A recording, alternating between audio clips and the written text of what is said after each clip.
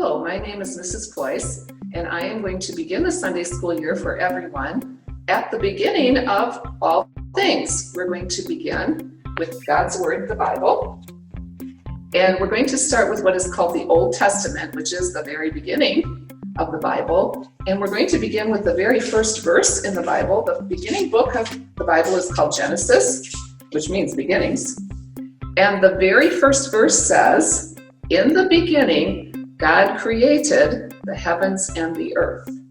During this year, we're going to start with the Old Testament lessons, and we will have maybe one or two memory treasures each time. So this is our very first memory treasure. I have a box for all of the memory treasures that we're going to learn. Right now, we only have one memory treasure in the box, and the words I just spoke to you are on this card. In the beginning, God created the heavens and the earth. So we're going to put it in the box. And today we're going to hear about how God made all things through the power of His Word. Now, you and I cannot do this. If I were to say, let there be a bowl of cereal, do you think anything would happen? No, because I'm just a regular person.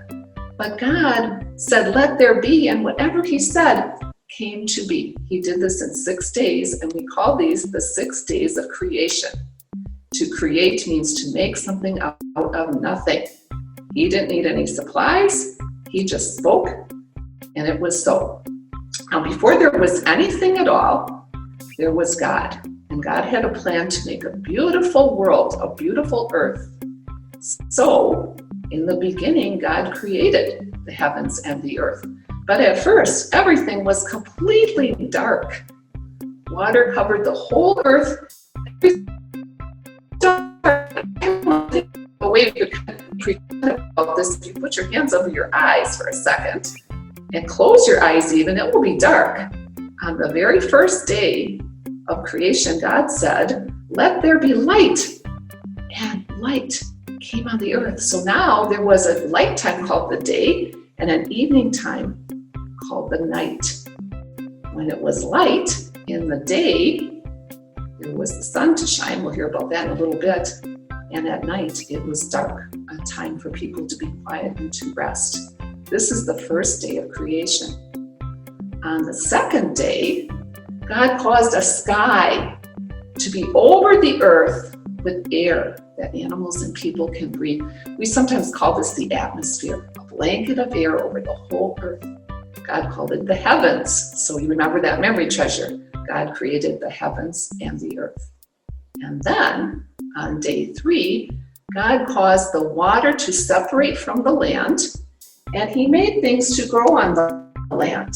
He made plants like trees, beautiful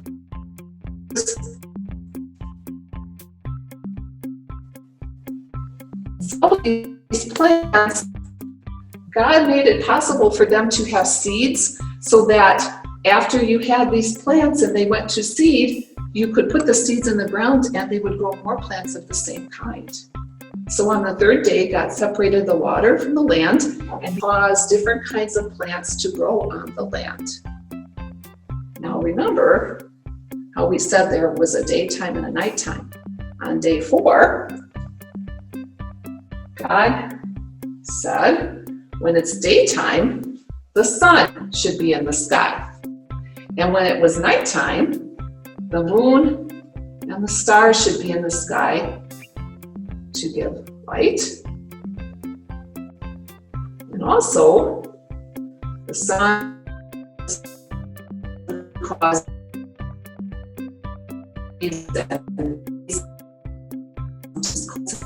years, so there would be a way to tell the passing of time on the earth. So this was day 4 of creation. And day 5, I always like to think about 2 words that start with F, fish and fowl. Now we know what fish are. So God made fish to swim in the water, but fowl, I don't know if we know that word as well. Fowl are birds. Sometimes we call this a crow or a raven, a big blackbird, or a dove. So the fish and the fowl were for the water and for the air, and that was on day 5. creation. Now we're up to day 6, and on that day, God created all of the animals that can live on the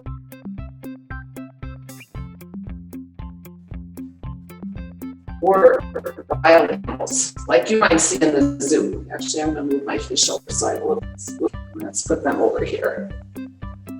And I was saying that some of them were wild animals like lions. Maybe you're thinking, oh, giraffes. You could maybe see them in the zoo. Or elephants. Or maybe tigers. But he also made animals that are useful to us that would be maybe on a farm and do work for us, like cows and sheep. But not all the animals were big. Some of the animals were very small. Little frogs, we'll put them over here by these fish because they can be where maybe would be water. Or little bunny rabbits. He even made animals to be our pets. How about dogs? And cats. Yeah, so we see the dog better. There we go.